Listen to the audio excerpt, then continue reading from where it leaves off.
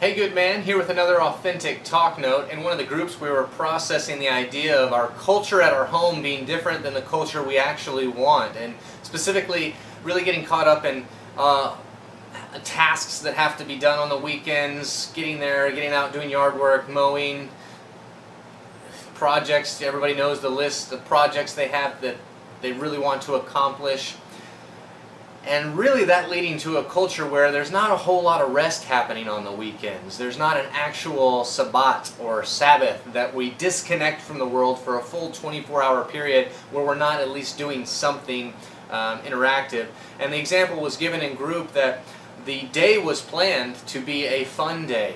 Wake up in the morning, kind of have breakfast, be relaxed, do whatever each individual wanted to do, and then by noon there was going to be some pool time, and then the evening was going to lead to separation and having individual time with each other, and just some loose plans, but really truly not to have a lot of things to do, and definitely not any productivity that had to be done. Well, that morning came, and all of a sudden the culture had shifted to now things needed to get done in order for them to go and get away. So the morning actually started out being kind of chaotic because they were trying to squeeze in things to get done, like the dishes, the mowing, trying to do some laundry, getting the kids all cleaned up and ready. And it seemed like the idea, the plan was really great, and the follow-through was not so great. That caused tension within the significant others, the 1 and 2 relationship, the guy and the gal. And the guy in group really saying, I wanted to stay to what we had agreed upon. We talked about it ahead of time.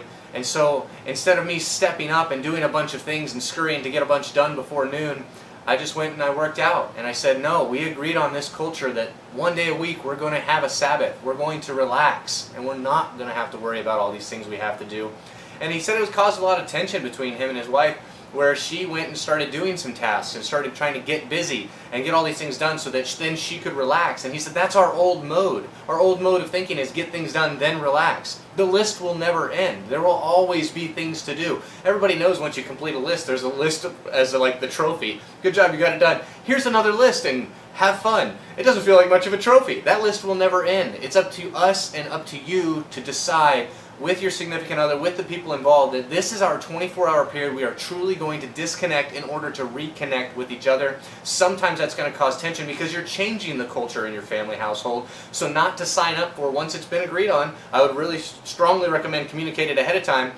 But if the other person or other people involved can't get there, that doesn't mean you cancel the plans. You don't, okay, well let's just get really busy. No, I would strongly recommend that's when you stay the course, rest in it, sit Shiva, go do the things that you wanted to do as far as your own health, your own care, and don't sign up for the busyness and the crisis.